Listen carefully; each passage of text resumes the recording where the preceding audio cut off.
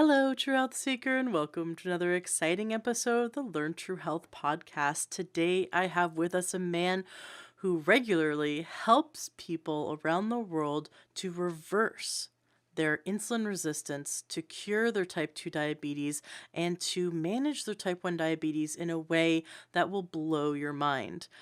I was really shocked when I learned about his approach, his diet, and he has a lot of science and a lot of doctors, a lot of studies behind it, but it completely goes against what the MDs tell us to do to quote unquote manage our diabetes. And in fact, if you look at the diet that MDs are told is what diabetics should eat, or dietitians are even teaching what we should eat to manage diabetes, it keeps someone needing the pharmaceutical medication.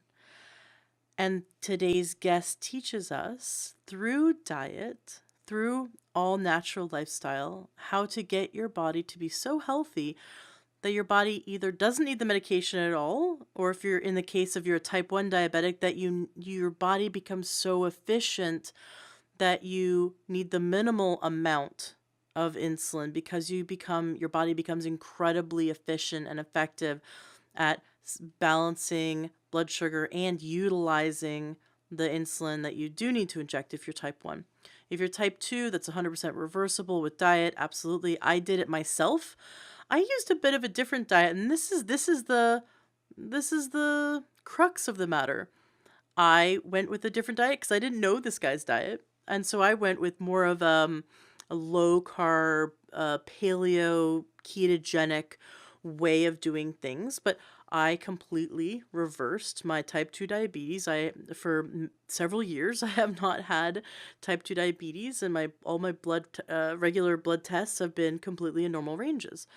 And that's fantastic. And I also use supplements as well to nutrify my body and give my body all the minerals that it needed that it was lacking, because there's a lot of proof since the 50s. There have been studies showing that when we have a chromium deficiency, vanadium deficiency, and about 16 other minerals, that the body becomes very inefficient in utilizing insulin to bring glucose into the cell. And so we need to make sure that we have a rich diet full of minerals, or take a mineral supplement if we can't get it from our food. That's a very important step. But today's guest also teaches something that, again, goes in the face of many other diets, and yet it works. And it works so well. He's helped thousands of people to either get off their medication completely because they no longer have diabetes in the case of type 2 diabetes or insulin resistance. And in the case of type 1 diabetes, he's helped people to just unbelievably bring down the amount of units of insulin they require every day to maintain optimal health. So it's very, very exciting. Now, I found today's guest because of the I Thrive series. I've been talking about it. I've been really excited. For actually over a month, I've been really excited. If you are on my email list, you can go to learntruehealth.com and get on the email list. I've been letting people know about it. Well, it just launched. It's a 9-day series where they have interviewed 55 doctors and experts on reversing diabetes, on reversing heart disease, and on helping to lose all the excess weight and lose obesity and get to the point where someone is incredibly healthy, all with diet and lifestyle and supplements when needed. And I really want you to watch it. I'm very passionate about this. I feel that this docuseries will have the answers that we're all looking for. So go to learntruehealth.com/iThrive and sign up to watch for free. It already just launched, but again, it's a 9-day series. So every evening you get to watch another episode. And then what they usually do is they have like a replay weekend where you can go back and watch whatever episode you missed. So since it just started, you want to go to learntruehealth.com/iThrive and sign up. It's absolutely free. Sign up to watch for free. And of course, you're welcome to purchase the downloads if you want to own it, or purchase the DVDs if you want to own it to share with others. That's always great. I love doing that so that we can spread this information and help as many people as we can for the years to come.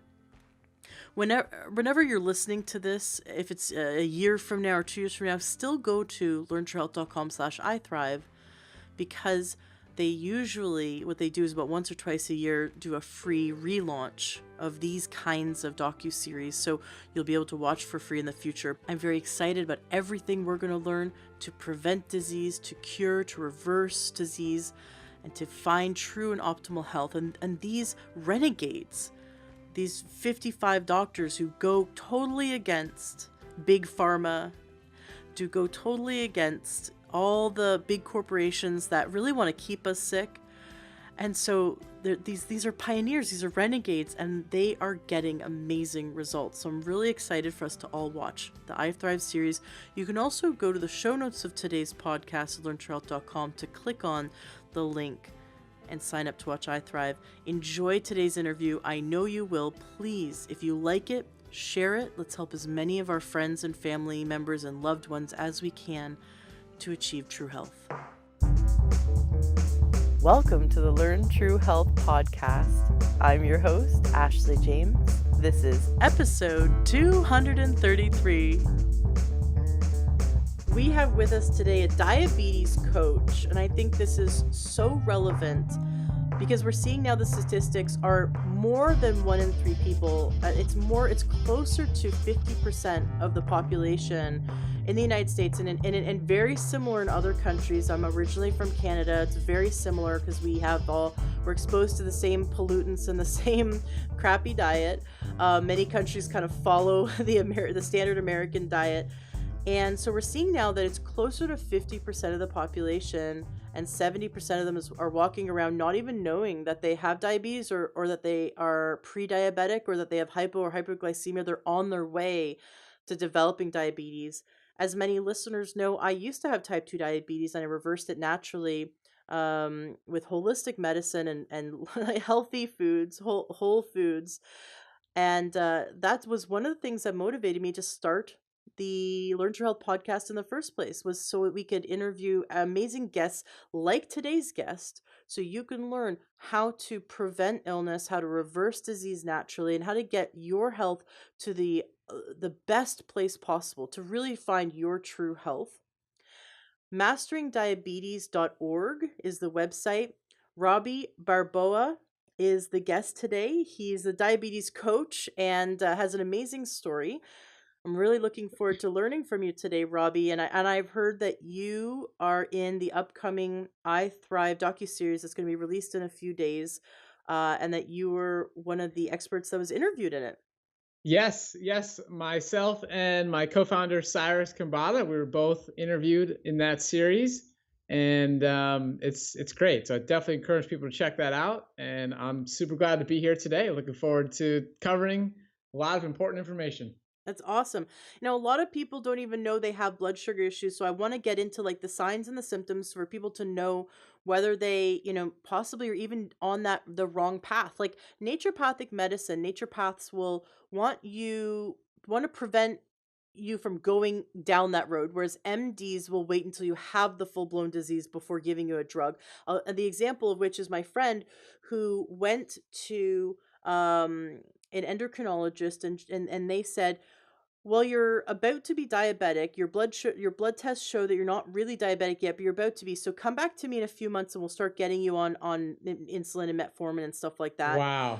And Wow. her jaw was on the floor, and her and I have had discussions about holistic medicine. She said the MD just wants to wait until I am a full blown diabetic before giving me drugs, and that's a life sentence of drugs. Uh, Whereas they didn't even tell me how I could reverse it or anything. And it's really sad. And I know we make the MD out to be the bad guy, but really it's the system that's so broken that MDs have so little time with their patients, and in school they're not taught all Right. the amazing science around nutrition. I had an MD on who said, and if she went to one of the Ivy League schools, like she was a Harvard or Yale grad or something like that, and she said, the reason why, now she was a reformed MD. She was an MD turned holistic doctor. And she said, the reason why MDs think they know absolutely everything about health, including diet and supplements and nutrition and everything you could possibly need for health, is because we paid so much money for our education. We just sort of assume that everything that's required for us to help a patient be healthy is what we've been taught. Mm. And so what's funny is that they don't know that their education is being guided by the pharmaceutical companies who want to keep them prescribing drugs and not reversing diabetes because that would make their profits go down. And so you are really kicking the butt of big pharma because you're helping to decrease their profits by getting people so healthy their doctor can take them off of insulin and metformin and all those other drugs. So you really help people gain their health back naturally, which is exactly why I'm so happy that you're here today. So welcome to the show. Yeah, thank you so much. I mean, it's a very unfortunate situation. I mean, what you just described of your friend going to the doctor and just not getting the information and support that she needs to reverse things is very sad.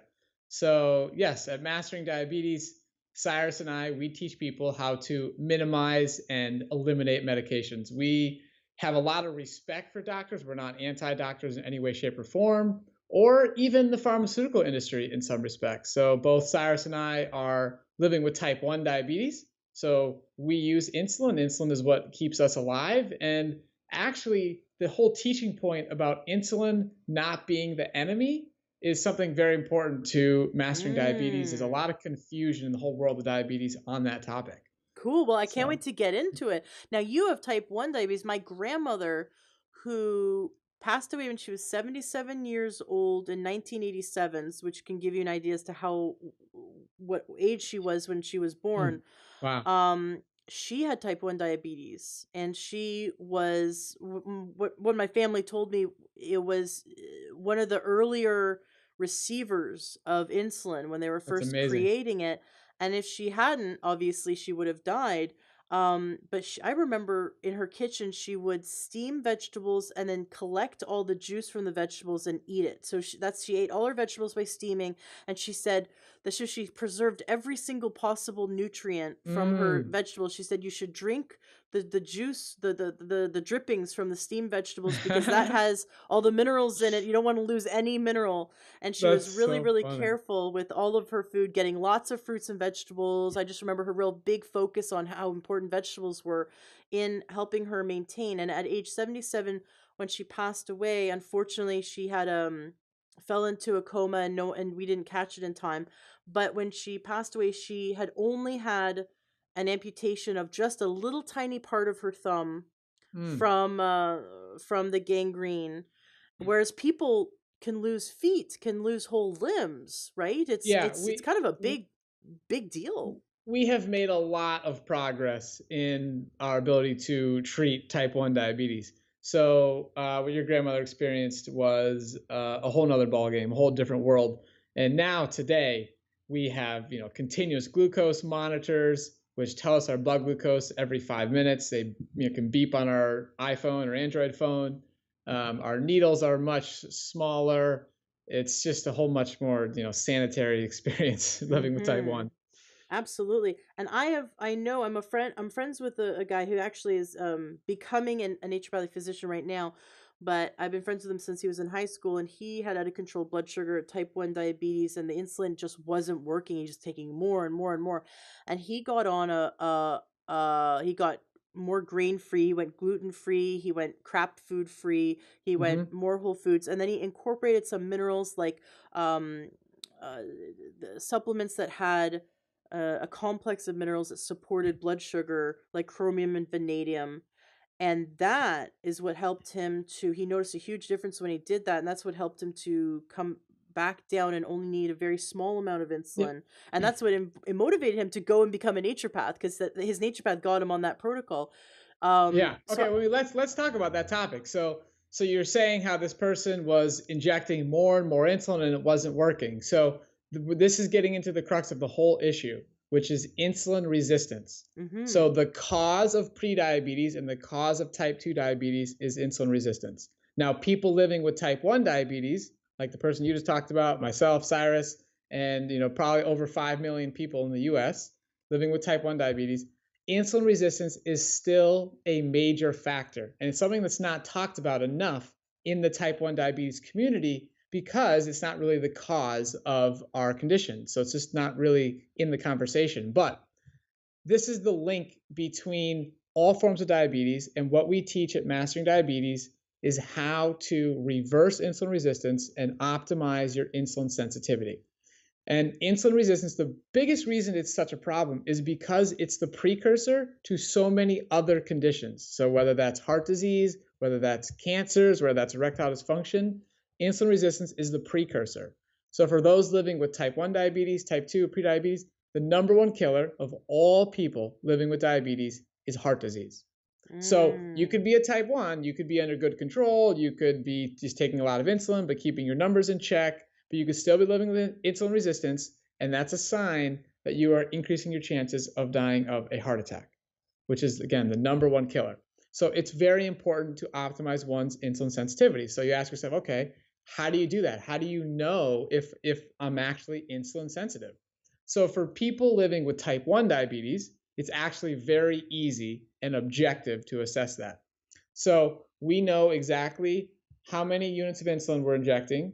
We calculate our total carbohydrate consumption because that's important to figure out how much insulin, and we test our blood glucose.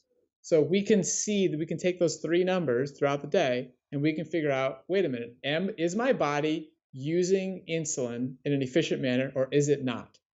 So this is the whole debate. So like I said in the beginning of the show, there's a lot of confusion where of the keto world versus the what we teach, which is the low fat, plant based, whole food world.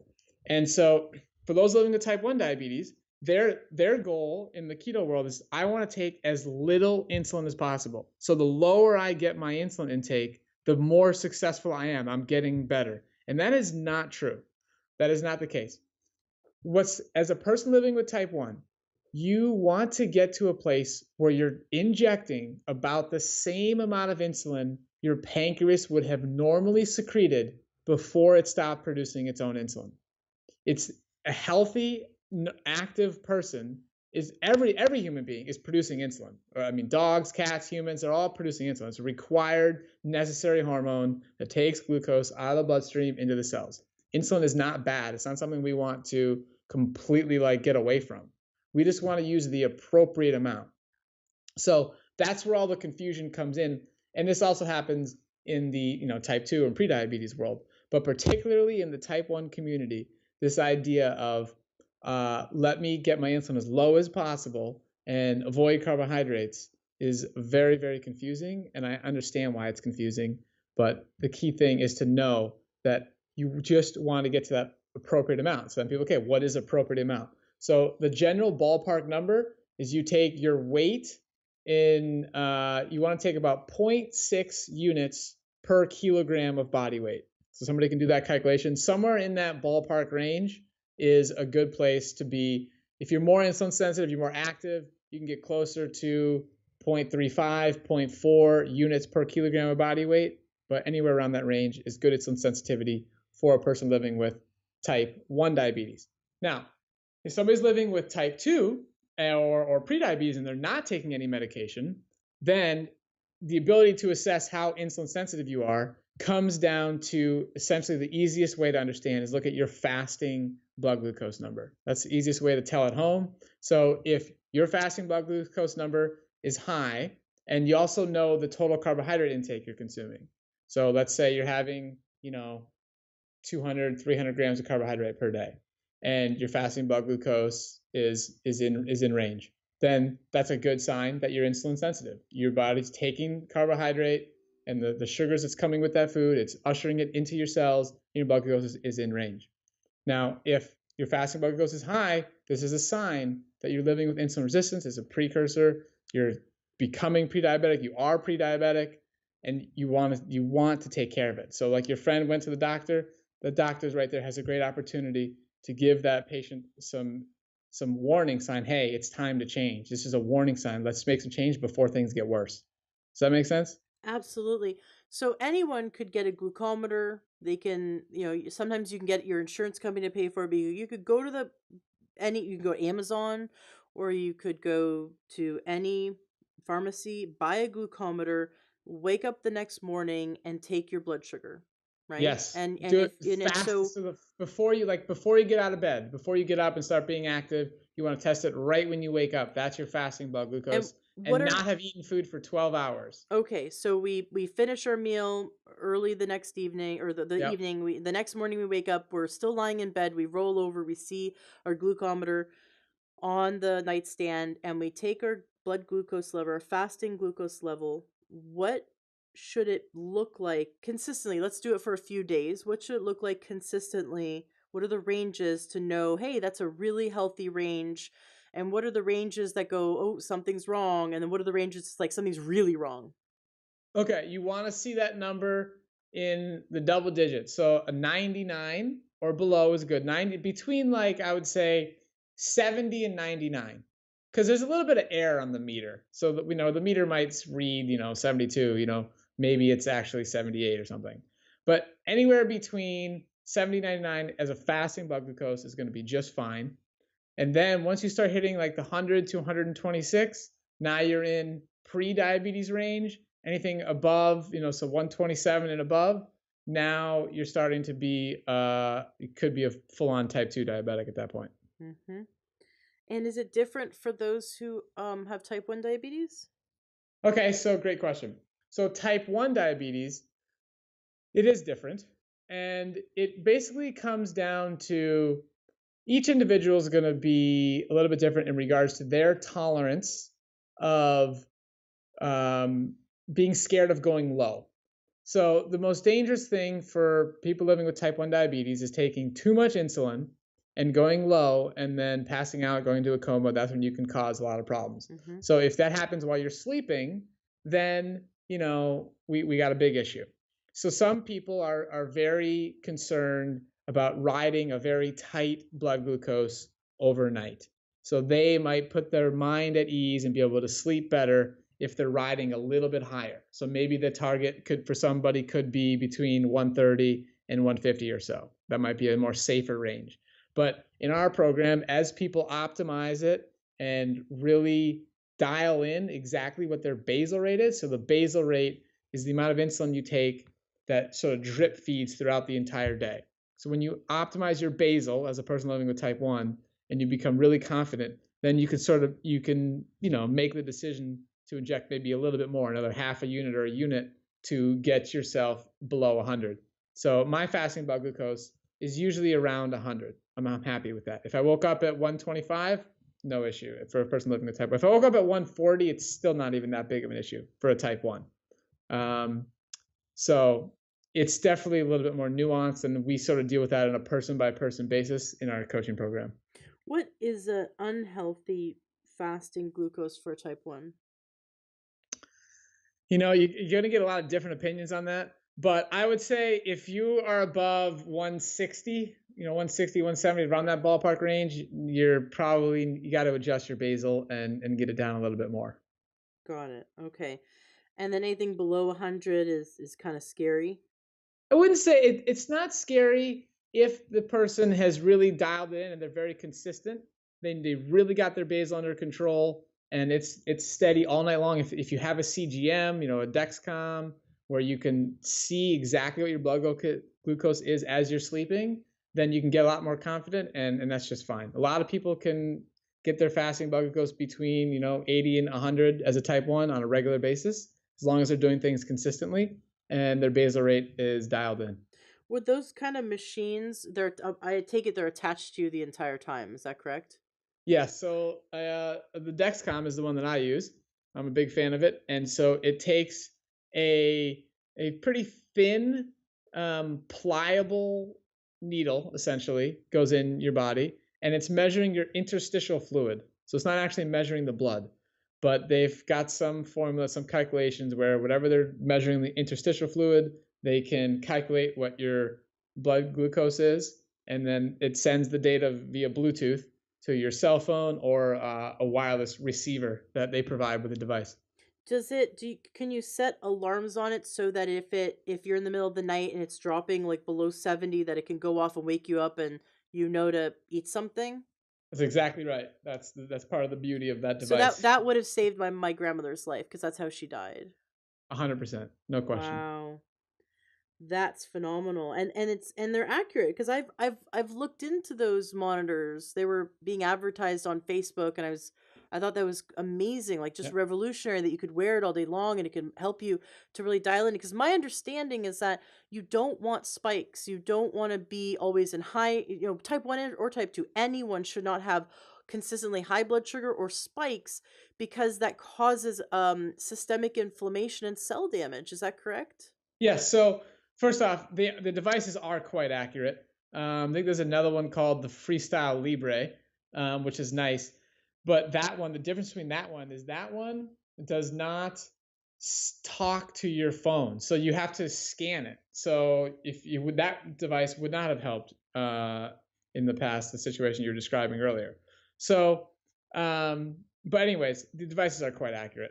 And yes, now it's kind of like a roller coaster. So people living with diabetes, we don't want to be on a roller coaster. And so the highs and the lows, it's not good. Now, it's true that if your blood glucose is high, you're causing damage to various tissues. But what is sort of it's made the people make too big of a deal out of it, and they get too, especially for living with type 1. If you eat a meal and you go up to, I don't know, 160, 170, 180, and you come right back down it quickly, it's not a huge deal. So again, it really comes down to all the confusion in the diabetes world. You have two different camps. You have the ketogenic camp, and then you have the low fat plant based whole food camp. And the keto people just want it to be flatline, like all day long, like don't go above 100 or something. And all this fear to people about, oh, you're gonna have all these microvascular damages. You're gonna hurt your eyes. You're gonna hurt your limbs, and it's blown out of proportion. Whereas it's not good. It's not great. But the biggest deal in those situations is the overall foods that people are eating. And so eating more meats, more dairy, more eggs, that stuff is not going to be good for long-term health. There's just no question about it. Yeah, I've seen that people just jump on the keto diet and they don't learn it from a naturopath, for example, and they just start eating more like Atkins, just like bacon, bacon, bacon, and butter, butter and bacon. Just wrap the bacon in butter, and they're forgetting that your body needs. There's over 60 minerals your body needs. There's 16 vitamins. There's so many things your body needs that you're not gonna get from a pure fat diet or butter and bacon. And when I learned the ketogenic diet, I sat down with a very well informed naturopath who said this diet is mostly plant based, and it's very little is meat. Most of it is all day long, tons of vegetables. She wanted you eating 8 to 10 cups of vegetables a day. Avocados where you're getting your fat from, and nuts and seeds. And she said you didn't, like, most people don't even can do keto and not eat any meat, and that was her preference. But she was doing it for different, she was helping people heal autoimmune conditions and bring down inflammation, and so of course that if you ate vegetables all day long you would gain that benefit. And then she was having them there get fats from, like I said, mostly plant-based fats. um but yeah, a lot of people can do the ketogenic diet and do it in a very unhealthy way. You can go to fast food restaurants and figure out how to eat ketogenic. And so Absolutely. it's not just because you can doesn't mean it's healthy. Um, but talking about these ups and downs, and I want to get into your story. I normally start the interview, but I just got so excited. We just jumped right into the information, which is also good. The ups and the downs. This is something that my husband and I discovered. When I back about 7 years ago, when I was still type 1 diabetic, and my husband, we didn't really know at the time he was pre-diabetic, and had just been married for a few years, but we would have these fights, and they're just little like bickers about nothing. And my husband, who's normally a very like passive, sweet, gentle, like everyone loves being around him. He has such a great energy, great spirit. All of a sudden, and he'd never say an insult to anyone. Like and he has a quick-witted humor. He was so fun, and everyone likes him. And then there'd be these times when out of nowhere he'd just start like Jekyll and Hyde. He would just start kind of snapping at me and like picking at me. And I turned to him one day, and we'd fight about it, right? That would start the fight, right? If someone starts picking at you, you're gonna pick back, and all of a sudden you're fighting. And I turned to him and I said, "What is up? Like, you're not acting like yourself. Like, when you do this, this is not who you are." And then it just hit me. The light bulb moment went on. I thought, we're both in low blood sugar. And so Mm. I said, "Okay, well, let's go have some lunch, and then we're gonna talk in 20 minutes after the lunch." And it turned out that by the time we had had something to eat and turned back around to each other, it was gone. And we're like, "What were we even fighting about? That was weird." And then we looked at every fight we'd ever had, and we figured out that it was related to blood sugar. Either I was in low blood sugar or he was in low blood sugar or both of us, but that we figured every single fight. And so because now we have a healthy and balanced blood sugar, we hardly ever, I mean, of course, I mean, we're married, we're always together, we work from home. So of course we have debates, I call them. We don't have any fights because we have stable blood sugar, and that made me start to look into other emotional components of blood sugar swings or out of control blood sugar or unhealthy blood sugar. And when my husband particularly, he was very sensitive to it when we balanced his blood sugar with a foods diet, and there was a handful of mineral supplements that really helped as well.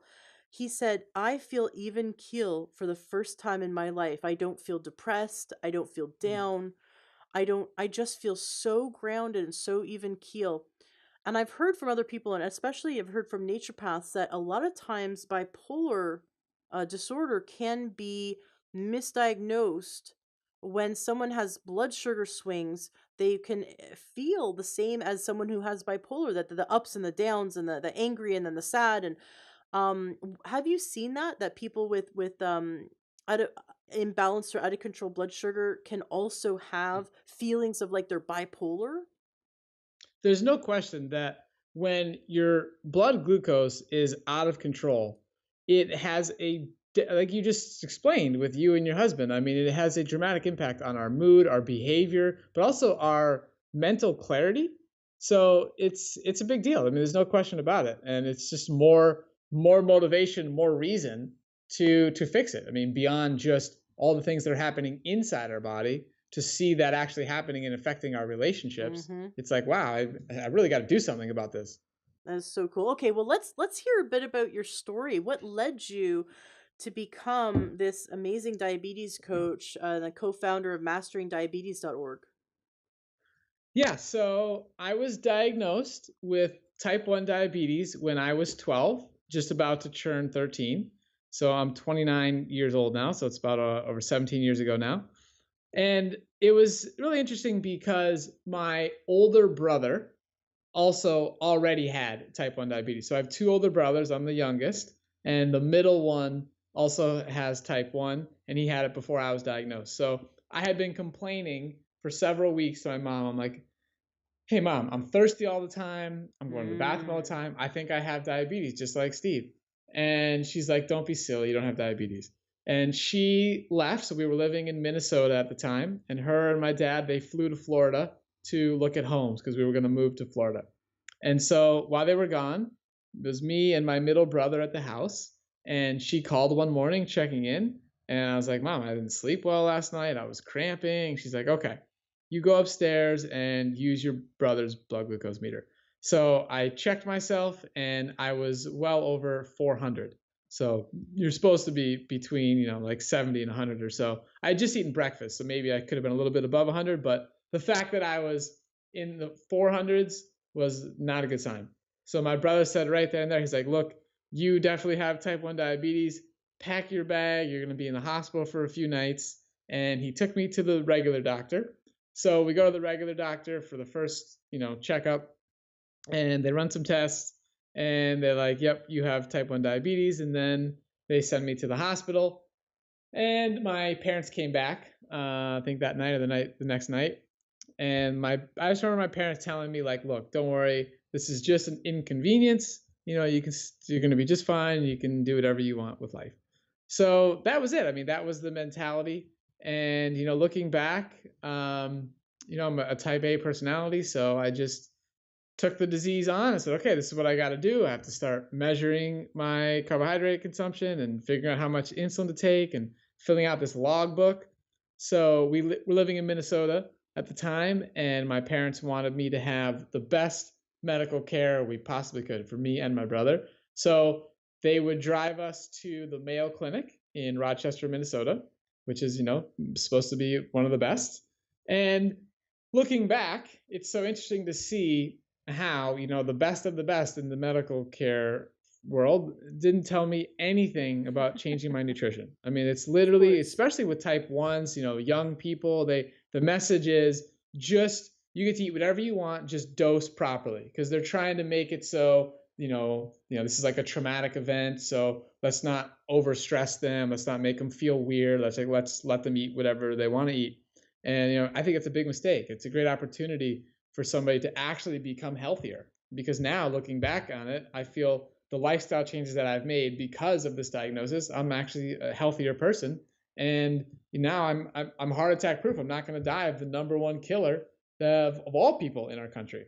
So, anyways, at the Mayo Clinic, I had, top endocrinologist. I would go see a nutritionist, and I would see a psychologist, and they would give you the full checkup. And so I just proceeded to follow their guidance, and I kept on following the standard American diet. And as a teenager, I was always taking Claritin D and Nasonex. I had allergies year round. I developed really bad acne, and I also had plantar fasciitis. So I had to wear these big blue boots at night when I would sleep, because the arch of my foot would hurt a lot. Mm. And I was a competitive tennis player. So doing the playing tennis and really being on top of my food intake, I kept my diabetes generally under control. Like, diabetes itself wasn't out of control, but my like how I felt in other areas of life, with my skin and the plantar fasciitis and always getting sick, it was not good. So my dad, he sold supplements. Every step of the way along my journey, I feel like everything made sense. So in the beginning, my dad was selling these supplements, and he would say, "Hey, look, our soil is really crappy these days. Even if you eat well, you still need these supplements on top." I was like, "Okay, all right, fair enough." And every step of the way, I would learn more. I'd learn about, okay, MSG is a bad additive, like avoid that, and pesticides are not good, so try and eat organic things. And all these processed foods have all kinds of crazy ingredients which we can't pronounce. You should stay away from those. So I kept on slowly progressing and just trying to take the best care of myself that I could. I just sort of fell into that. My other brother, who has type 1 diabetes, had no interest. He's, I'm the black sheep in my family. Nobody's ever changed anything. Um, but I was interested. It just was inside of me. I'm not sure where it came from or why or how, but it was. So we moved to Florida, and at this point, I'm still living with type 1 diabetes. Making some dietary changes, taking some supplements, and at some point during high school, I go to Barnes and Noble to get like a Spark Notes book or something for high school. And while I was there was this one book that just basically fell off the shelf into my hands. I'm like, I have to buy this. And it was Kevin Trudeau's Natural Cures They Don't Nice. Want You to know about. And so that book was really popular at the time. He had infomercials, it was all over the place. And I wish I could, go and find one of the early editions and read it again, and find the specific page. But there was one sentence somewhere in that book that planted a seed in my mind that I could reverse type 1 diabetes. And so that mindset, I was like, you know what? And that just sort of set me down this path of, I will do anything and everything to try and allow my body to heal itself. And the mindset was, hey, all the smartest people in the world, and I still have this mindset, but at the time, all the smartest people in the world told, said that you couldn't run a 4-minute mile. Right. So it's like, they literally, the smartest people in the world say this is not possible. Your heart's going to explode. You just can't do it. And then Roger Bannister goes and does it, and now people run a 4-minute mile left, right, and center. It's not that big of a deal. And so I'm like, hey, you know what? All the smartest people in the world right now say, type 1 diabetes is an autoimmune condition. Your pancreas is destroyed. You have basically scar tissue there, and it's not going to heal. You're going to take insulin for the rest of your life. And I'm like, you know what? Wait a minute. There's got to be some other way here. Anything is possible. Somebody has to be the first to do anything. Why not let it be me? So this just sets me down a path of doing anything. So I started changing my diet, trying to optimize it. My dad had a connection with a Chinese herbalist in like San Jose, California. So I flew from Florida to there to meet with him. He did like some funky treatments on me and like rubbing, like peanut butter on me, not actually peanut butter, but it looked like peanut butter and all these crazy things. And he gave me this tea, which was very disgusting, but I would make it. And, the whole goal was supposed to help reverse type 1 diabetes. And the goal, like, the thing is, what happens in type 1 diabetes is nobody knows exactly why or how, but the beta cells in the pancreas are damaged and they stop producing insulin. So the one of the major tests that helps diagnose somebody as a type 1 diabetic or a type 2 is called a C-peptide test. It's a very important test. It's not talked about enough in the whole world of diabetes. But for the sake of this conversation, a C-peptide test, you just need to know that when insulin is produced, it's produced in a 1-to-1 ratio with C-peptide. And then they break off, and C-peptide basically goes and does nothing, and insulin does its action. So we can measure the C-peptide level very easily, inexpensive test, and that gives us an indication how much insulin is somebody's body producing. So my C-peptide, which I recently had done, is less than 0.1. And the reference range is usually it's about like 1.2 to the high threes or low fours. It depends on the test. But if you're less than 0.1, you're basically producing no insulin. And the technical guideline is if you're less than 0.5 and you have diabetes antibodies, then you're a type 1. But the point here is like, so the mindset is I need to simply let my body heal and give it the nutrients and, just the energetic healing to simply get some new beta cells. I mean, it seems very logical, and I'm still not sure why we haven't figured it out. But we have stem cells in our body. I'm, learning about Bruce Lipton at this time, Mm. and we have stem cells that are every single day in our body. Cells are dying, like, and new cells are created. So, why can't we just have some stem cells create some new beta cells? There's actually, there's some logistics behind that, but that's a whole other story. The point is, I'm a teenager, I'm in college, I'm mentally trying to figure this out. I will do anything. And that is how my diet has gotten to the place that it is, where it is so strict and so clean. It's just because I developed that pattern because I had this motivation, I had this reason.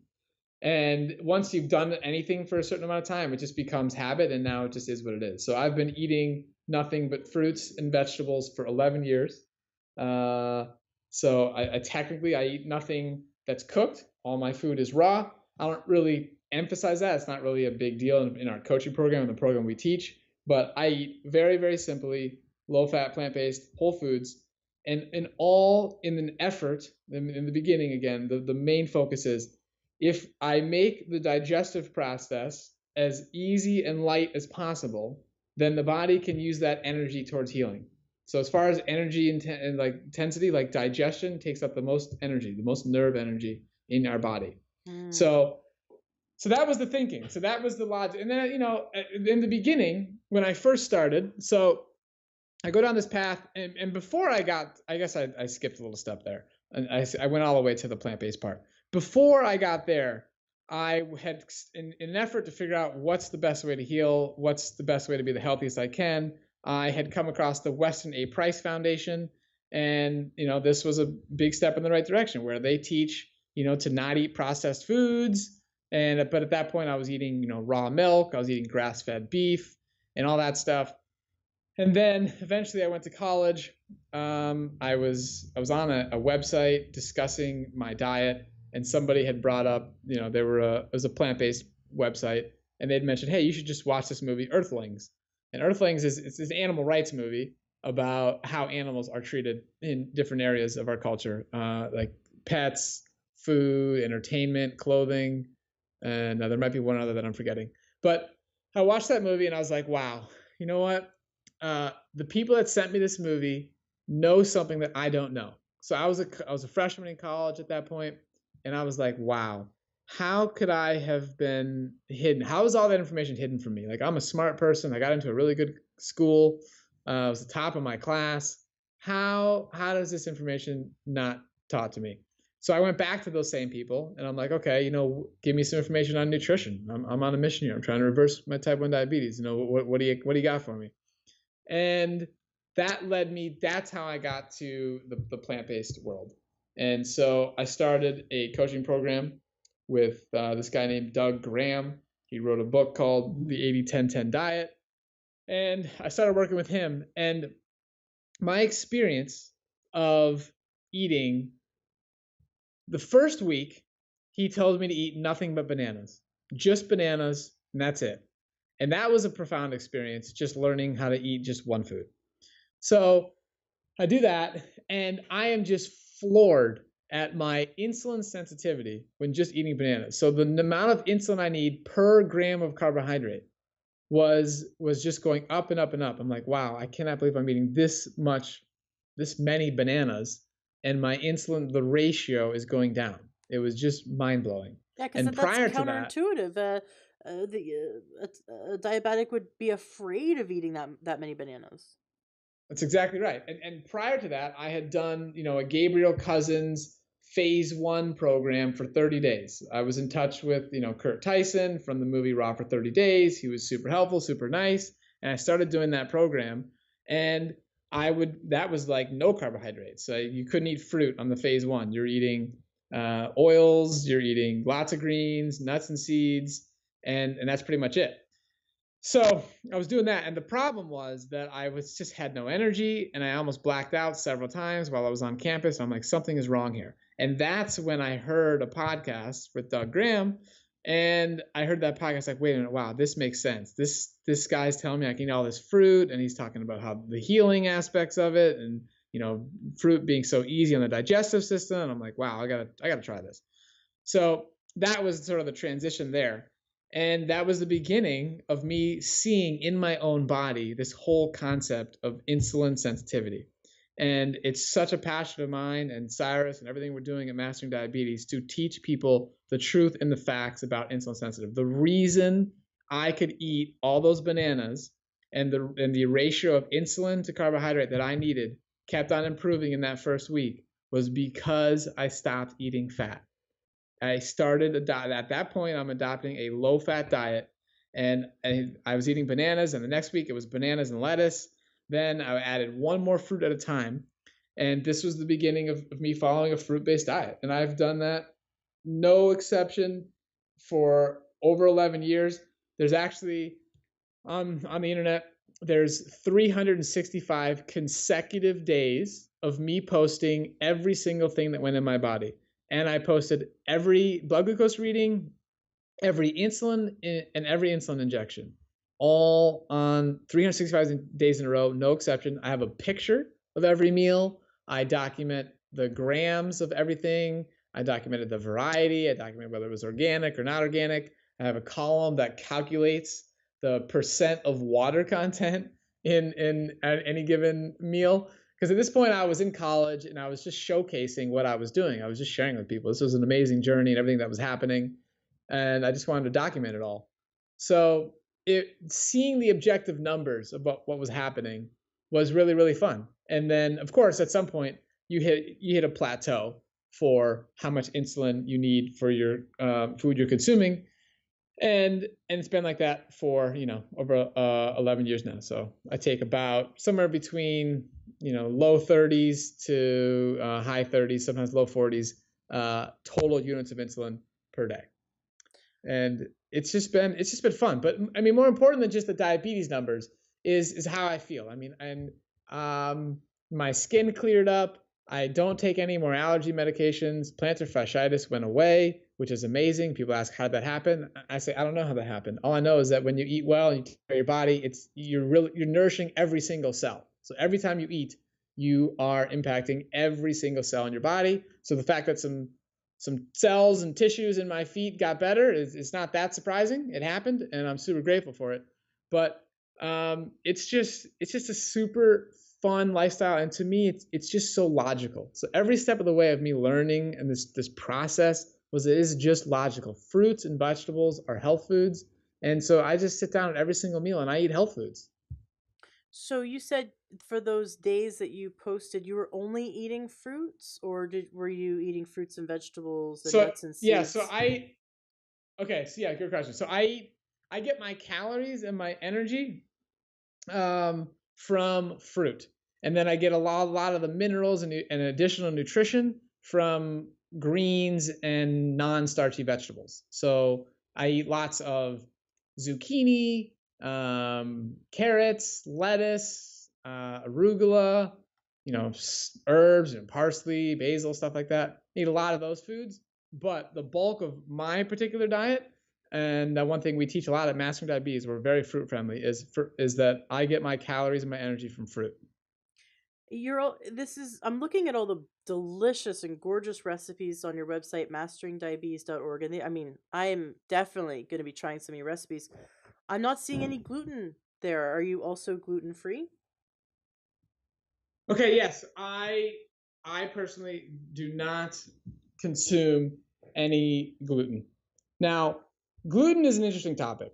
There's a lot of people who are it's some people I think overreact about gluten, and they think they're gluten sensitive when really they're not. But it doesn't really matter. If somebody doesn't want to eat gluten, then it's easy to avoid gluten. But the true number of people that are actually like gluten intolerant is a lot lower than a lot of people think. But I don't eat gluten.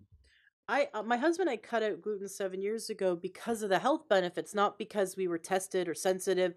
But within 1 month of cutting out gluten, I lost 25 pounds in water weight, and my ring size went down 1.5 ring size. My husband went down 2 ring sizes, and 6 months later, when we were kind of sick of our rings falling off, we finally had them adjusted, and that was 7 years ago, and it's remained. So we lost all this inflammation, and again, we're not allergic, we're not sensitive, but for everything I understand, when I've talked to a lot of different doctors about this, and these doctors see positive results in all their patients, they have go either grain free or gluten free, meaning just avoid barley, wheat, rye, and even oats.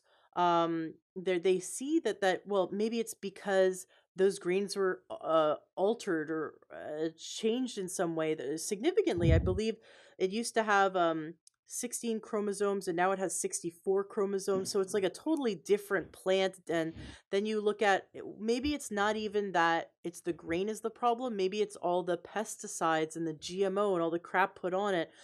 Maybe that we're just not meant to, we're meant to just pick a banana off a tree and eat it. We're supposed to like pick kale off the ground and eat it like whole foods. Like we're supposed to just eat real food, whereas grains need to be highly processed. And so the more something's processed, the more it's going away from nature. So there's all these like reasons as to why it's good.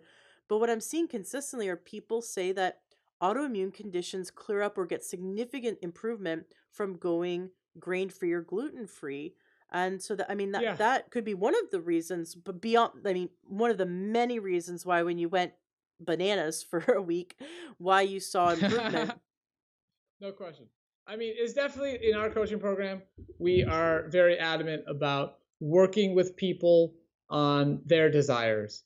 And so if somebody, they're like, yeah, you know what? I read about grains. I want to try grain free. Great. We're going to teach you how to do that. No question. And some people, no, they still want to include grains. And there's a lot of evidence when you're eating, intact whole grains, sourced properly, that can be no problem. So it's an individual basis, but yeah, no question about it. If somebody's ready to make that step and follow the diet without consuming grains, they're probably going to get some great results. Do you see everyone getting great results when they incorporate a lot more fruit? Or are some people, like if you look at Dr. Diadamo's work, Eat Right for Your Blood Type, he says, Eskimos, for example, they shouldn't eat bananas because their genetics were never around bananas. Like we pineapples, my genetics come from Northern Europe. Those people never ate pineapples. Have you ever seen that where some people really like who come from the tropics or where their genealogy was their ancestors were more exposed to those fruits, and so they can better handle them? Or do you think that we're a global society that can eat anything? Okay, so we've worked with well over 1,000 people, and I have not seen anybody who did not see improvements when eating more fruit. I have yet to see that. And it's really comes down to the nuances of what else are they eating. So especially people living with diabetes, they could be like, "Hey, I just started eating, a banana and an apple like you told me to, and my blood glucose skyrocketed. Like it's not working for me. It's making my blood glucose go high." And the answer is no. That is I understand why somebody would blame the fruit in that case, but it's not actually the fruit's fault. The reason their blood glucose went high is because they're living with insulin resistance. And the reason they have insulin resistance is because they're eating too much fat. They have fat stored inside cells that are not designed to store fat, and that's inhibiting insulin's ability to function properly. And the moment once you start to get rid of the fat in your diet and you follow a low fat diet, then you can do the same experience, eat the banana, eat the apple, and watch how the blood glucose is absolutely steady. So I'm not a big believer in the blood type diet. I think, there's a diet for human beings. Just like if you took, a tiger, I don't care if the tiger lives in Africa or if the tiger lives in Canada, you're gonna feed it the same food. There's species specific foods, and plant based foods are what humans are supposed to eat. Awesome. Now you said something, and I'm in no way wanting to like challenge you. I just more want clarification. So you said two things. You said that eating fat, you talked about eating fat was causing insulin resistance, and then you said having fat stores in the body, so having adipose tissue was causing insulin resistance. There's eating fat doesn't cause someone to be fat. I mean, you can eat any calorie. You could actually gain weight eating bananas or bread or avocados. If you eat excessive amounts of food, right? Or Okay, pizza. so I'm glad you asked, so we can clarify this. So it's not adipose tissue. It's that fat is stored inside cells that are not designed to store fat. So adipose tissue is supposed to store fat, but when your muscle and liver has excess fat, that's when you're starting to develop insulin resistance. Okay, got it. And And this is so done by what caused that? fMRI studies. So simply what causes that is people eating a diet of too much fat. It's literally that simple. We know, but fat's healthy, and that 70% of the weight of the brain is fat. The white matter in the brain is fat. Myelin sheath's made of fat. Every cell wall in the body is made of fat. All of our sex hormones and stress hormones are made of fat. So there's a lot of fat in our body that we need. So there's a difference between unhealthy fat and healthy fat, right? How do you make sure that you get all the healthy fat that the body needs, like the omegas, for example? Excellent question. So nature has built our food in a way that is so spectacular, so beyond our comprehension, where when we simply eat enough calories of whole, low fat plant foods, we get all our essential fatty acids. You get all the omega 3s, all the omega 6s, and it's actually a very small amount that we actually need. And then your body does the conversion process to get you into the EPA and the DHA and those essential fats as well. Well, then those aren't technically essential because the body converts it to them, but they're very important. So yes, once the brain has been is developed and it's built, you don't need a bunch of extra fat in order to maintain its function. It's just simply it's already there. Like you just need to meet your essential fatty acid requirements. And anybody can go into any nutrition software. We use a software called Chronometer, and you could simply input the food you're eating, and you can see how you meet all your essential fatty acid requirements by eating low-fat plant-based whole foods, as long as you're eating enough calories. And if somebody wants an insurance policy, they can have a tablespoon of flaxseed, and that in and of itself will meet all omega-3 requirements. Now, Ground flaxseed is the key. sure, sure. And what about chia and pumpkin seeds? Are you Chia's, yeah, those are great. People can use those, but again, it's a we these are not foods you can have in unlimited quantities. So we teach that the maximum percent of calories from fat on a healthy diet is 15%, and for a general gram guideline, about no more than 30 grams of total fat per day, and that will put somebody on an objectively low fat diet. And that's how we can reverse insulin resistance time and time again, over and over and over again. It works. It it's works. it's really interesting because I used a high fat, like in terms of more plant based, but I used a high fat diet to reverse my infertility and my polycystic ovarian syndrome, because the body needs a certain amount of fat to make a balance of sex hormones and stress hormones.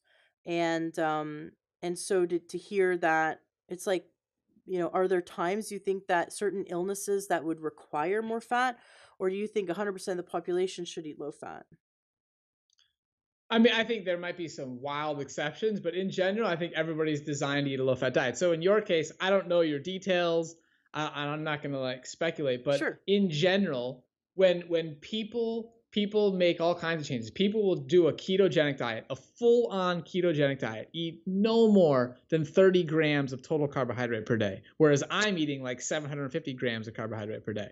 And these people, they will lose weight, they will lower their A1C. They'll get off diabetes medications. All kinds of amazing results. And this happens over and over again.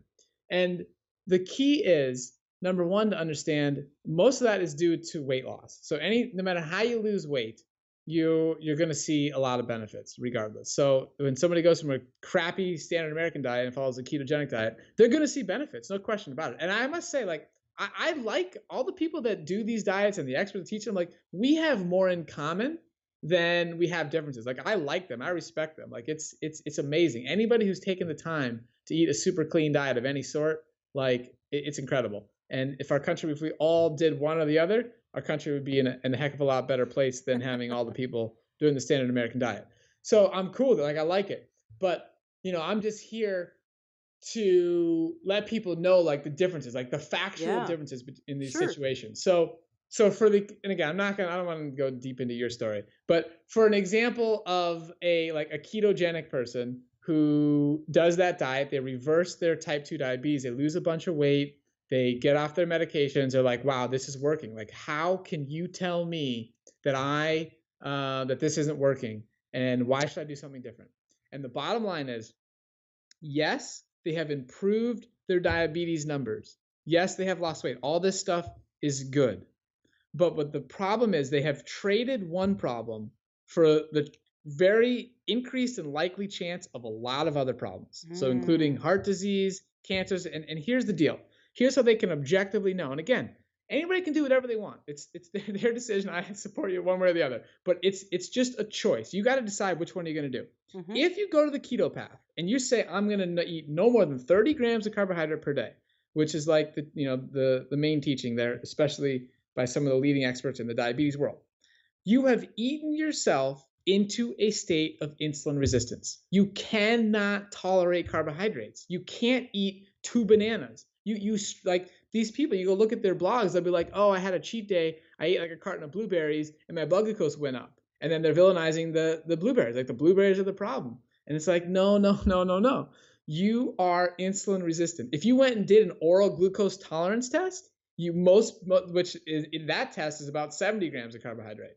So that's double what they're supposed to eat per day. Like, they're going to fail an oral glucose tolerance test, and that's going to likely show that they actually, based on that test, they would show that they have diabetes, even though their A1C is 4.5 and their fasting blood glucose is 80 every day. They're going to go and fail an oral glucose tolerance test. So what I'm here saying is, people who are confused, they're just say, which direction am I going to go? What am I actually going to eat? I'm sitting here telling you, if you want to eat all the bananas you want, all the blueberries you want, all the potatoes you want, all the squashes, all the quinoa, all the beans, if you want to eat those foods, you absolutely can, and you can get all those benefits that you were hoping to get from the ketogenic diet and eat foods that you love. So you can lose weight, you can get your A1C into an optimal range, you can feel amazing, and be insulin sensitive. You would absolutely pass an oral glucose tolerance test, and you get to eat plant-based foods in abundance as much as you want without fearing that your blood glucose is going to go high. So that's really the crux of it. Like, insulin resistance is the disease process. The keto is it's a band-aid solution, but you actually made the disease process worse. That was really well explained, and I like that you stressed that the long-term health benefits of eating a whole food plant-based diet far outweigh the long-term health benefits of being on a long-term ketogenic diet. I don't think ketogenic diet is healthy for long-term. I don't think, it's interesting. We watch like Joe Rogan and the others in the podcasting space that are really into ketogenic, and let's just see in 10 years how they're doing, and all the biohackers, and I have been a big fan in the past, and I think there's still so much research to look at. I think that a lot of the healing benefits of ketogenic are the fact that it is mimicking fasting. And look at the healing benefits of fasting. Um, and it's like, okay, well, here we're mimicking fasting and gaining the benefits and then saying it's the keto. Well, is it that it's the ketogenic diet, or is it that it's mimicking fasting and it's actually the fasting that's the health benefits? And or is it that a bunch of eating a bunch of fat's healthy? What you're saying is that eating a bunch of fat, whether it's avocado fat, walnut fat, or olive oil fat, or butter fat, or bacon fat, you're saying all this fat, regardless of where it comes from, can and it is the cause of insulin resistance. Is that correct? Absolutely, there's no question about it. And because I'm living with type 1 diabetes, and so is Cyrus, and we work with a lot, we get to see that very objectively, very clearly, time and time again. So I could go right now, and for when I go and have my dinner tonight, I could eat an entire avocado, and I would just watch and see how my blood glucose is going to be much higher about 4 to 6 hours later. It's going to creep up, creep up, creep up, and I'm going to need more insulin to fix that. And we can see people come into our program, in the beginning where they're eating a very high fat diet. Okay, what's your total carbohydrate consumption? What's your total insulin usage? And maybe their 24-hour ratio is like 3 to 1 or something. And then they come into our program, they start making the changes, and 2, 3, 4 weeks later, their 24-hour ratio is now 20 to 1. It's just a dramatic increase, which we see over and over and over again. And this is with whether it's avocado, whether it's olives, whether it's coconut meat. These are all whole plant foods, which are delicious and they're great, and they are a part of our program. We're not telling people not to eat them. We're just saying you can't overdo it. Otherwise, you are definitely going to cause insulin resistance. Now, you had mentioned 80-10-10. Can you explain what that is, and is that what your program is? Okay, yeah, great question. So Dr. Graham wrote a book called The 80-10-10 Diet, and those numbers represent a caloronutrient ratio. So what it's saying is a minimum of 80% of calories coming from carbohydrate and a maximum of 10% of calories coming from protein and fat. So somebody could, you could eat like 95.5 or something, and you would be, within that range. It could be any variation. So that's what I started on. That's what I learned. What Cyrus and I teach in our program is it's more of a 70-15-15 situation. So a minimum of 70% of calories coming from carbohydrates, and then a maximum of 15% on the fat and the protein. So that's what we teach. Got it. Very cool. How long have you been teaching this? How long have you been working? You said you worked with over 1,000 people. How long have you been doing it? Yeah, so we have a coaching program that so Cyrus and I, first we were both doing our individual private coaching. So I have, this company called Mindful Diabetic. He has Mango Man Nutrition, and we were doing private coaching on our own. And then eventually we merged forces and said, wait a minute, it'd be much better to do this together. And we started doing some small group coaching together. So that was over 2 years ago now. And in the beginning, our program was very expensive. So it was a small numbers of people per session, and it was probably about maybe 20 or so per session. And then over the course of probably the past I would say almost a year now, we have opened up our program to make it much more accessible and very affordable. So it's $29 per month now to join our program. So we have over 1,000 people who have joined that program and come in and work with us, fill out their data and talk to us on our Facebook group and all that stuff. And so we have gleaned a lot of insights from that volume of people. We also run retreats. So we've done 4 in-person retreats where we had about 15 guests at each one. And at our retreats, it's 4 days and we control every single meal. And the dramatic difference that we see in 4 days when people just do a sudden shift doing this whole approach is incredible. So we have type 1s coming there, reducing their insulin usage by 40 to 60%, literally in just 4 days. It's mind blowing. We have type 2s Wow. coming and stopping medications in days. We have many people Wow. came on metformin. We have one woman come, she was on Invokana, and they just by the fourth day they don't need those medications anymore. It doesn't always happen that quickly, but when you come to our retreat setting where we're fixing all your meals and having you move your body twice per day, things can happen really rapidly. That's really exciting. Tell me a bit more about these retreats. How often do you do them? When's the next one? How much do they Yeah, cost? totally. So we love the retreats. They are so much fun. There's really something special about seeing people in person and having that connection and just hang out and getting to know each person really well. That is really fun and really rewarding. So our next retreat, we don't have the date finalized, but it's probably going to be late May, early June in Costa Rica, and our retreats are 4 days. So people they travel on Thursday. So you arrive to the retreat center by dinner time on Thursday night, and we feed you dinner and get the welcome session and some scientific lectures right off the bat. And then the next day you wake up, we do some activity, then we eat breakfast, then we do a lecture, then you get a little break, then we do more activity, more lecture, then a break, then sometimes there's activity and dinner and then a lecture. So it's full on. It's a lot of information in a short period of time, but people love it. They really digest and soak it all up. And we feed all the food, and it's all buffet style. So we prepare very simply individual ingredients, and then we teach you how to combine it and how to flavor it with spices and herbs.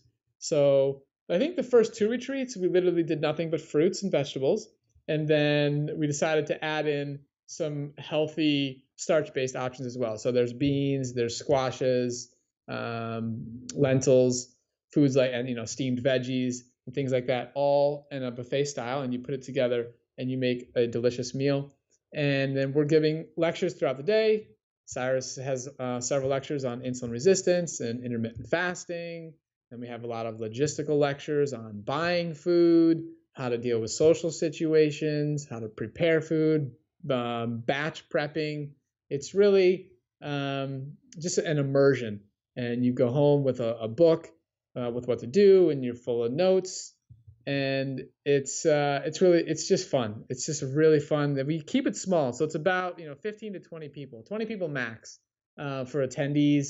We have about 10 staff people there, so about 30 people total on the premises for any given retreat. And it's just fun for everybody to get to know each other and see the connections and the support happening, and people starting text threads with each other so they can stay in touch. It's just beautiful. And the strategies I imagine are different for type 1 diabetics, like, for example, whether you do fasting or intermittent fasting versus a type 2 diabetic who can reverse the disease process and then no longer have it and then want to maintain that lifestyle. But do you have medical staff there in case someone, gets lightheaded or falls or has, a crisis? How do you prevent that? So yes, we have medical doctors on staff. We have Dr. Gibson. We had Dr. Nancy at our previous retreats, and then we also have a registered nurse on staff, Kylie Buckner. She's with us, and then we have just everybody really monitoring themselves and just staying on top of diabetes management. But yeah, Nice. there's no doubt. Like people are, we stress over and over and over again at the retreat and in our online group coaching program. We stress the concept of being conservative with medications. So the worst thing that can happen is taking too much medication, riding a little bit high as you're in the process of transitioning and gaining insulin sensitivity is nowhere near as dangerous as taking too much medication. Absolutely. Absolutely. Well, that sounds like a ton of fun. Your entire retreat.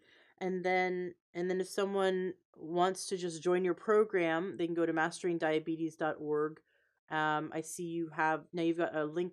Something says summit at the top. It says summit. Then you've got coaching, you've got blog, you've got recipes. Yes. So tell me about the summit. Okay, so the summit, we did our first summit last year, and we're about to launch another one that's coming out March 28th. This will be our second summit. We interviewed all the same great speakers and a bunch of new ones this year. So we're really, really excited about that. But it was really an incredible experience for both Cyrus and myself to have the opportunity to interview the world's leading experts. I mean, we interviewed Dean Ornish. I mean, he is an absolute legend, one of the him and Dr. Caldwell Esselstyn were the two people to show that you can actually reverse heart disease. So, I Mm-hmm. mean, back to this whole conversation about ketogenic diets versus the plant-based option. There's only one dietary approach that has peer-reviewed studies showing the reversal of heart disease, Mm-hmm. and that's a low-fat plant-based diet. And both of them are very low-fat diets, particularly Dr. Esselstyn's. So we have them in the summit. We had Dr. Neil Barnard, who is an absolute legend in the world of diabetes. We interviewed Joel Furman, who's also an amazing expert. Matt Letterman. We have Brenda Davis. We had Dr. Michael Greger from Nutrition Facts, wrote the book How Not to Die. And each interview, we're going really into specific topics with each expert on what they're really famous for talking about. So Garth Davis, we went into protein with him, and we had Roseanne Oliveira. We went into a lot of the genetic issues around diabetes in her interview. So there's over 30 interviews. It's all free. You can just go to the masterdiabetes.org, you click summit, and you can register, and you can listen to all those interviews for, I think it's a 7-day period you get to listen to them. And it's just the amount of feedback that we have gotten from that summit and how people really understood and got the science behind this and the how-to aspect really meant a lot to me and Cyrus. So definitely encourage people to check that out and also look for our next one coming up this year. Very cool. Yeah. And then if they wanted to join your program, they click on the Start Here button at the top.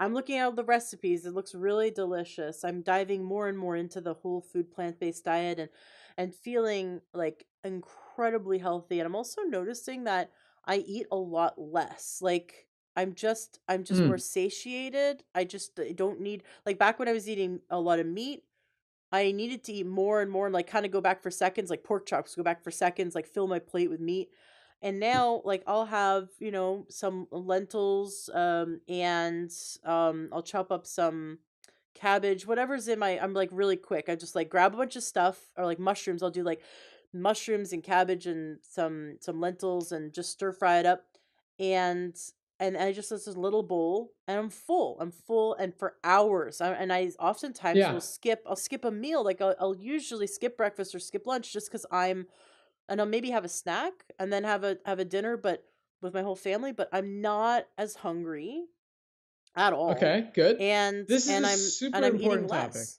Yeah. Yeah, okay, this is a very important topic. I'm glad you brought it up because other people's experience might be different. And here's the deal. One of the important things is that on this diet that we are teaching, you get to eat as much as you want. So Mm. actually, a lot of times the number one reason people fail on this They diet in don't the eat long term and enough. sticking to it, they don't eat enough, and it's because the calorie density. So they're Yep. used to sitting down and eating, whether it's a burger or whether it's a processed candy bar or something, the amount of calories per bite is dramatically higher. So when you sit down and now you eat a plate, a bowl of sweet potatoes and some butternut squash and some spices and some lettuce in there or something, you sit down and eat that, the amount of calories per bite is way lower, and it's because what looks like a lot of food in front of you is actually a bunch of water and a bunch of fiber. So we teach people how to eat more. Like your stomach, your body's been used to eating super concentrated food, so your stomach is not used to the volume of this food. So you slowly increase it so you can eat enough to actually feel satisfied and not be starving, an hour after you ate your meal. And we get into the nuances of what foods are more calorie dense. For example, if somebody wanted to have a fruit meal, sitting down and trying to eat a whole bowl of watermelon versus eating a bowl of bananas, is two different stories. I mean, Mhm. it's very difficult to get enough calories to nourish and keep you satisfied as your previous breakfast when you're eating just watermelon. But if you sit down and you have some bananas and mangoes or some figs or cherimoya, these are more calorie dense fruits, then you're going to be more satisfied. And it's the same thing when it comes to starchier foods. So, potatoes are going to be more calorie dense than say some squashes, like, or especially a summer squash or something. It's completely different. So, it's different for each person. I mean, your body's just soaking up those nutrients and the calories, and you need a small bowl, and you're happy and you're satisfied. Then it's all good. What about the glycemic index? You mentioned watermelon versus eating strawberries or whatever, for example. I read the glycemic index book ages ago. I don't know, like over 18 years ago. The cardiologist who created glycemic index is from Toronto, from my neck of the woods, and he figured out how to help people get healthy was by lowering the types of foods, getting their blood sugar under control by avoiding foods that would turn to sugar really quickly in the body. So let's sort of bring down our, by avoiding foods that were, like, for example, bananas, oranges, like the foods that are more going to turn to sugar faster, and eating foods like berries, for example, and lots of, I think he does grains, whole grains, and lots of fibrous foods that would turn to sugar slower, so that we could get a slow and even blood sugar instead of the spikes or having high blood sugar. And that's how he saw his patients reverse heart disease. A lot has come out since then. A lot of information has been discovered since the creation of the glycemic index. And it doesn't sound like your program in any way acknowledges the glycemic index, because you're like, hey, eat some watermelon. So I'd love to hear your Yeah. take on it. Absolutely. So the glycemic index can be very misleading, um, and the reason is that the key. There's definitely truth to it. Like watermelon, if you eat just watermelon, is going to raise your blood glucose quicker than if you sat down and you just ate blueberries. There's no question about it. So there's factual truth to that information.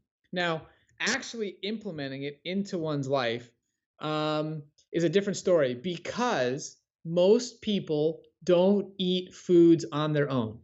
I mean, some people might sit down and eat just watermelon. Okay, but in general, we can adjust how that food is going to how a meal is going to impact your blood glucose by the foods we combine with it. So somebody could make if somebody loves watermelon, then they can have a watermelon salad as part of their life. If somebody loves grapes, then you don't have to get rid of grapes. Then you learn how to eat grapes as part of a salad. If you have grapes, a grape salad is terrific. You take some time to cut the grapes in half, but a grape salad with some lettuce, some grapes, some tomatoes, some bell peppers, put some mango in there. It's sensational, and I can assure you that salad with the grapes in it is not going to cause any blood glucose issues in the context of a low fat diet. So you can, and the same thing with any other food. Most fruits are actually either medium or low on the glycemic index. Let's start with that. And anytime you want to lower the meal, you just add vegetables. It's really that simple. Absolutely. I noticed that that made a big difference when I would add more fibrous foods like vegetables or legumes, for example, that I'd feel a lot different. When I was more sensitive, back when I had diabetes, I could really feel a difference between just eating something that would, like white rice, for example, versus eating lots of vegetables mixed together. And I'd feel like a totally different person. It really was a huge difference. It's interesting. I'd love to get a bunch of experts in the room, not to argue, but to debate and to kind of dig into the science a bit, because I've interviewed three cardiologists so far, that all successfully, with their program, reversed heart disease. One you probably know, Dr. Esselstyn, who is basically the same diet you teach, which is low fat, plant based Yes, diet. we love And Dr. yeah, Esselstyn. he's amazing. And he's I'm gonna be publishing his episode really soon. And he's phenomenal. But then I have, which such a contradiction, is I interviewed Dr. Wolfson and Dr. William Davis. Dr. William Davis being the author of Wheat Belly, and both of them cardiologists who've reversed heart disease with not a low fat diet, but definitely with a diet that would aid the body in having healthy blood sugar. So more whole foods, more vegetables, a significantly less or no animal products, but they were not they were wanting people to eat more fat, so they were more Mm. leaning towards ketogenic. And it's just interesting to see, like what is going on, how come they were able to reverse heart disease and so is Dr. Esselstyn. But looking at what you said, where you could eat an avocado and you could see your insulin resistance go up within hours, is Yeah, there's no question amazing. about it. I mean, I'd love to see their, the peer-reviewed research that they're citing to show that they reverse heart disease. Well, they're cardiologists, so they see it in their patient. They see the Okay. blockage was there, now it's not there. But I know Dr. William Davis has published some stuff, so I'm going to go back and check it out just because it's so fascinating that we have this very two contradictory diets that both Yep. are healing to the heart. So claim Yep. the doctors, and just like we I'll tell kind you of what. At the end of the day, at the end of the day, I just hope that people pick one or the other. You know right. what? If you want fine, you know what? Go ahead. If you want to do that, you don't care about the environment, you don't care about the animals, you like eating that food, you're totally cool with it, then you know what? Go ahead and just do it. And like let's fix this country's problems, our world's Mhm. problems. It's unbelievable. The people who get involved with having some intellectual debate and not aren't taking action, I mean, that's something I got a problem with. But the people who like you're gonna go and you're gonna do that diet, like go ahead, be my guest. But you decide like what foods do you love eating, and you pick the one that appeals to you. But do it. That's my request. Absolutely, and either way, we're not eating McDonald's anymore. Exactly. There Either you way, we're go. gonna be Not eating healthy foods. But I interviewed the authors of Clean Protein a few months ago, and that's what it would just the light bulb went off in my head when you talked about, the environment. It is we're just raping and pillaging the entire planet with the current agriculture system, and how we could, eat so much healthier and we can get all the nutrients we need and not eat animals, right? And so their absolutely book went 100%. through. People, you gotta watch the movie Cowspiracy. If people watch the movie Cowspiracy, they will get a full understanding of the environmental situation. Very cool. Yeah, it's and the thing is, like, we think sometimes, like, oh, global warming is such is a I don't believe in it, or I don't, that's something over there, right? That pollution or whatever, the environmental impact is over there. It's not here in my everyday life. And yet we have to get that it absolutely is, because the air we breathe is the same air. They're showing that they took air samples in California, and they tested the isotopes and discovered molecules of chemicals made specifically in certain factories in China. So it's like whatever you're breathing is Mm, global. wow. Wow. And the amount of absolute chemical crap that they pour into our environment every day. I had one doctor say that over 300 pounds of chemicals are poured into our environment every day per person per day in the United States. And a Wow. lot of that has to do with the agriculture, um, the GMO crops, the giant crops. We have to tear down whole forests to build crops to feed the cows, whereas we could just grow crops to feed us and then we wouldn't have to Absolutely. do all. So yeah, there's definitely a big correlation between the health of the planet, the health of our body. I love what you're doing, I love what you're teaching, I love the absolute. It is a mind-blowing that you could get a diabetic to eat bananas and they would get better and feel better. It's really exciting. Your program sounds really exciting. The fact that you make it affordable sounds really exciting. I can't wait to see you in the I Thrive docu-series, which is coming out really, really shortly. I can't wait to see you and your partner interviewed. Was it a lot of fun being interviewed for the documentary? It was really fun. It was really fun. I'm happy with the way it turned out. We covered some really important information, both Cyrus and myself. So I definitely encourage people to check that out and Very enjoy it. cool. Now, there's one final thing, and I want to talk about type 1.5 diabetes. This idea that someone is like type 2 diabetic moving towards type 1, and they're seeing that it's really an autoimmune disease slowly in progress. So like what happened to you when you were 12 is happening to 30-year-olds and 40-year-olds and 50-year-olds now. Is it a different disease process, or is it simply that type 1 diabetes is happening later on in life to people because the autoimmune component? Okay, this is a great question, and it's a very fascinating topic. And we are seeing more and more of it in our coaching practice.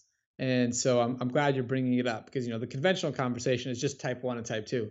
But there is this group of people living with type 1, and it's a real thing. So what's what's happened, nobody really knows exactly what the cause is. It's just like type 1, nobody really knows why that's happening. We don't know how to fix that.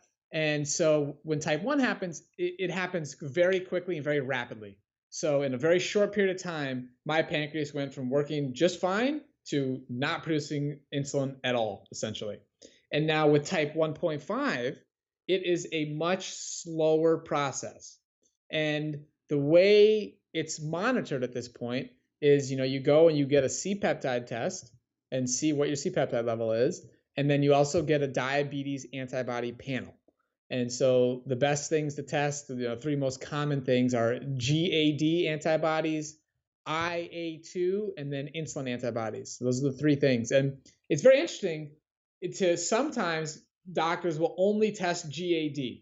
And that's a mistake because somebody might have any of the other ones, and that's the one causing the problem. So for me, I actually very recently, over 17 years after getting diagnosed with type 1, I got an antibody panel just for out of interest, and my GAD was fine. My insulin antibodies were fine. It was the IA2 that was well out of the range.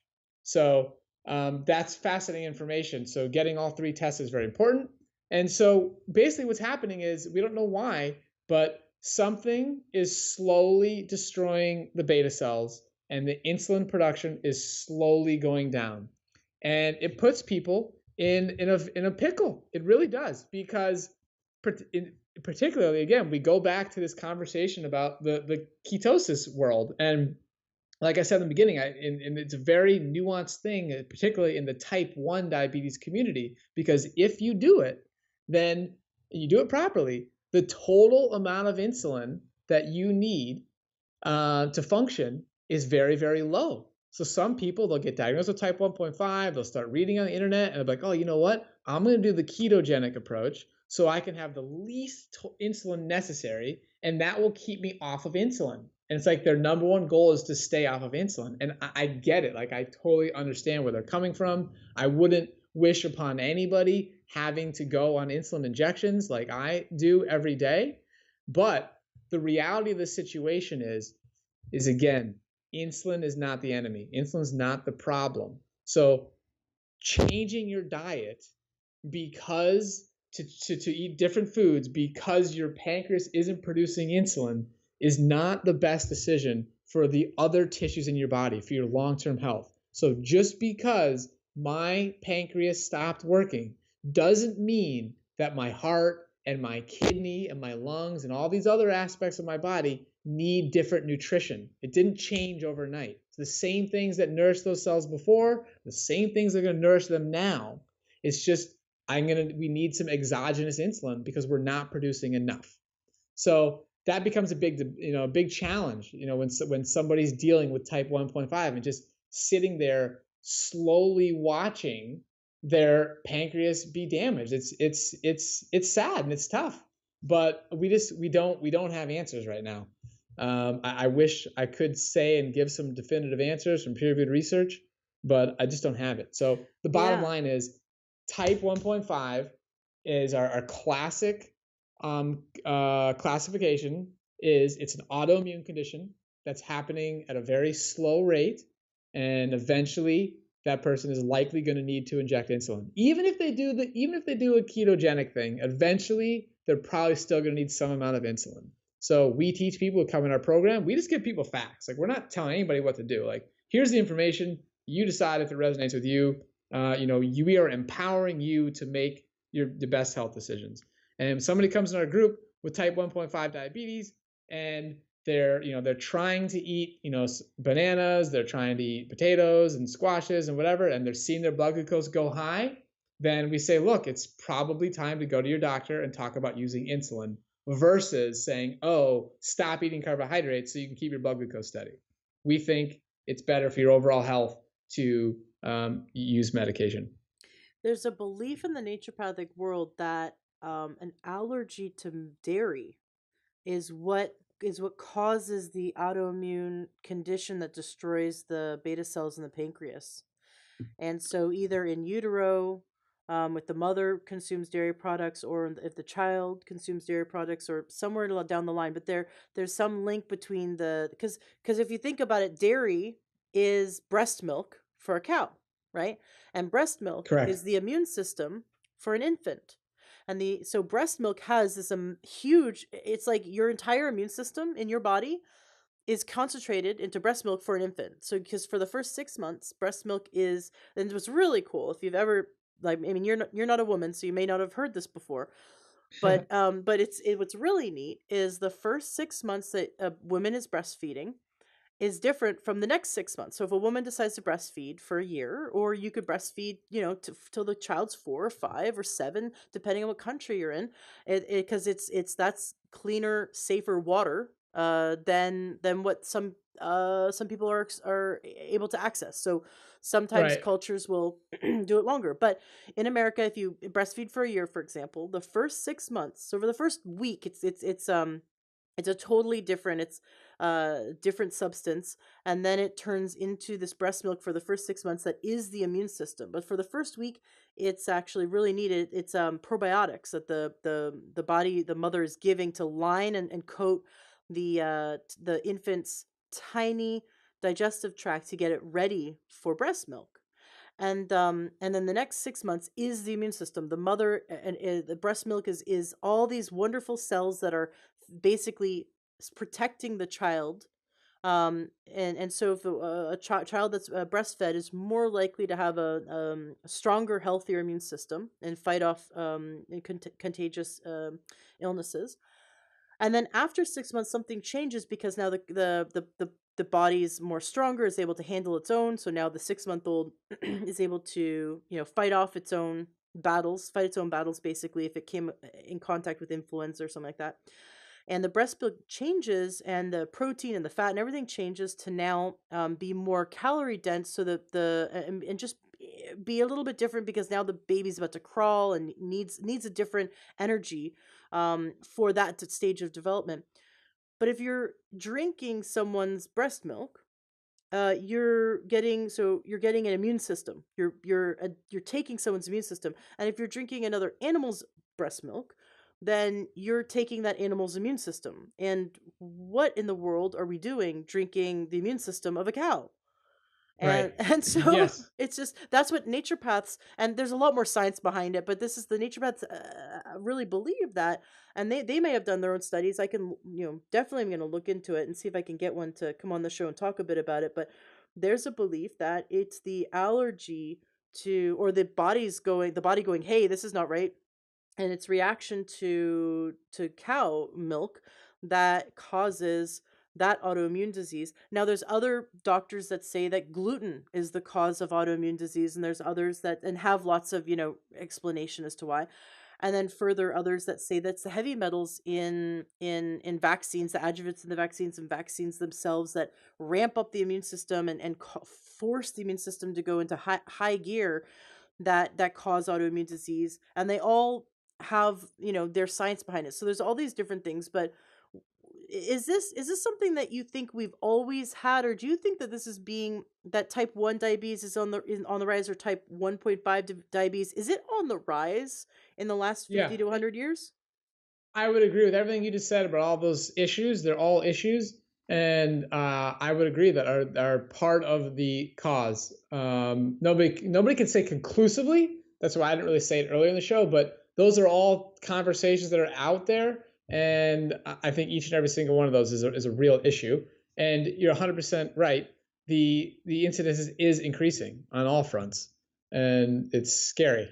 Yeah, so it's something that, what I always think to myself, well, what happened 500 years ago when someone had type 1.5 diabetes, or did that even exist? Like, what happened to get that we It developed this? Did we always have type 1 diabetes and people just unfortunately passed away, or is this something that's new? No, it's not like brand new. It did happen a long, long time ago, and you're right. Those people would unfortunately die pretty quickly, with probably within weeks.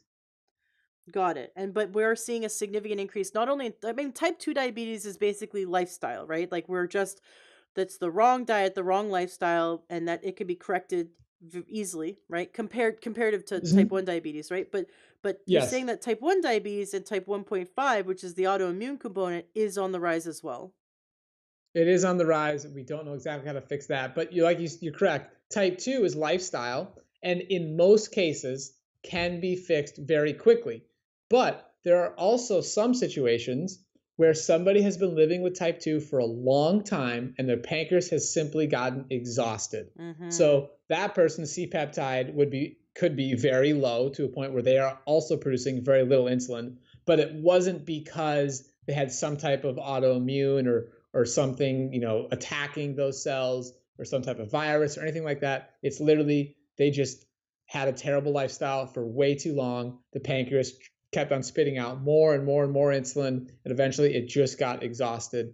And now they're more like a type 1, and there's some people who are insulin dependent. But even at that point, you're still going to do the same thing. No matter what form of diabetes somebody's living with, we're going to teach them to do the same thing, which is to live a healthy lifestyle, eating low fat, plant based, whole foods, and moving their body on a regular basis.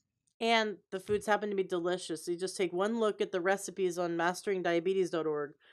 I'm like, I'm starting to get hungry now. I didn't have lunch. I just had a really great breakfast. And I just got busy, and now I'm looking at the time. It's 3:30. I'm like, wow, I could eat. I could maybe go a little bit longer, but looking at the delicious, I've been staring at the delicious recipes. I'm like, and it's I just, love it. That's it's so terrific. beautiful because people go like, ooh, what can I eat? And I did that too. But back when I was a meat eater, I was like, ooh, like, what can I eat? That sounds so boring. Like, that's what my meat eats. Like, my meat eats vegetables. What do you mean? It's And funny. now it's just like the food is so satiating and so delicious, and there's so much variety, and so love your website, love the delicious recipes on it. To wrap up today's interview, because I think you did a great job of, uh, going through the debate, right? It's really Yes. controversial. The high fat diet's really controversial. The low fat diet's really controversial in that it goes against what we've been taught. The standard American diet, or the food pyramid, or the food plate, or whatever.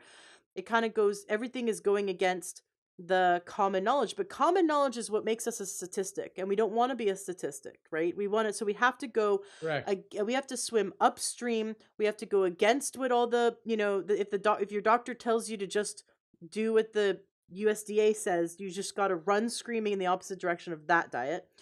And I love that you have such proof that this diet not only reverses diabetes or helps you manage your diabetes in a very healthy way, and it reverses heart disease, but it sets you up with lifelong health. So that's really exciting. Exactly. Is there anything you want to say to wrap Exactly. up today's interview? Yeah, I mean, the one thing I just want to say is, look, if if somebody's out there, they're curious, like, you know what, I'm just not sure. And all I can say is try it. We have a coaching program that's $29 a month. If anybody's ever unhappy, like, oh, it just didn't work, I don't like it, we'll give people a refund. That doesn't happen. But just try it. Like, give this pro if you're on the fence, you're like, I'm just not sure and I want to see it. Live it in your own body. And once you have that experience, it doesn't matter how confusing all these experts are. It doesn't matter that you have all these MDs saying the exact opposite. Once you experience it in your own body and you see, wait a minute, wow, I did exactly what Robbie and Cyrus said, and I ate my fruit for breakfast, and then I ate my clean starch meals for lunch and dinner, and I saw my weight go down. I reduced my diabetes medications, and my blood glucose is better.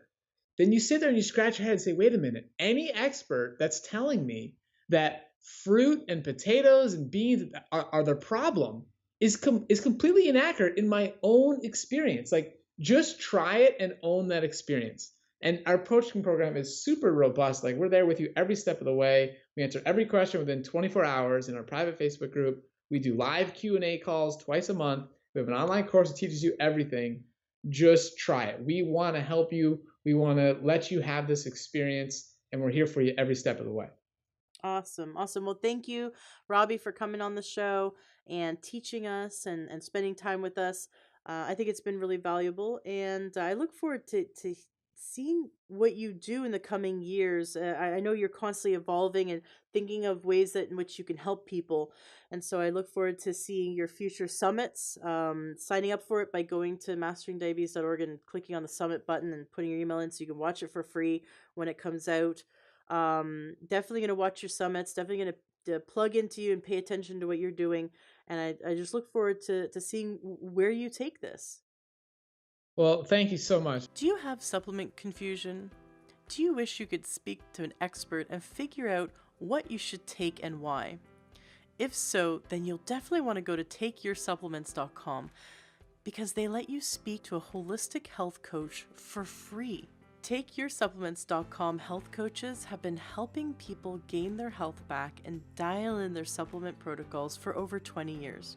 Our health coaches want to help you gain your health back naturally with the best holistic medicine. They work with the highest quality vitamins, minerals, and herbs to support you in increasing your health and achieving your fitness goals. More energy, mental clarity, balanced hormones and blood sugar, better sleep, stamina, fertility, immune and digestive health. The list goes on and on. Natural medicine gives your body the raw building blocks it needs to create new healthy tissue, repair and heal. Everyone who supports their body's ability to heal itself with the right natural medicine protocols feels and sees a substantial positive shift in their well-being.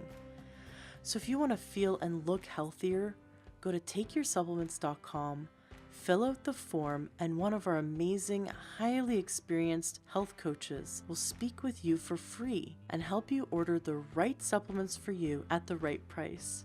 They help you to order directly from the manufacturers, so the savings are passed on to you. Plus, there's a 30-day money-back guarantee, so you know you will get results or your money back. These are the exact same supplements that my husband and I have been on for 7 years, and the same supplements that we give to our child. I love these supplements. They really work, of course, alongside a very healthy diet, which another benefit of going to takeyoursupplements.com is you will have the aid of your health coach who will help you dial in your diet and your supplement protocols to help you gain your health back and gain all of your health and fitness goals. So it's really a win-win situation for you.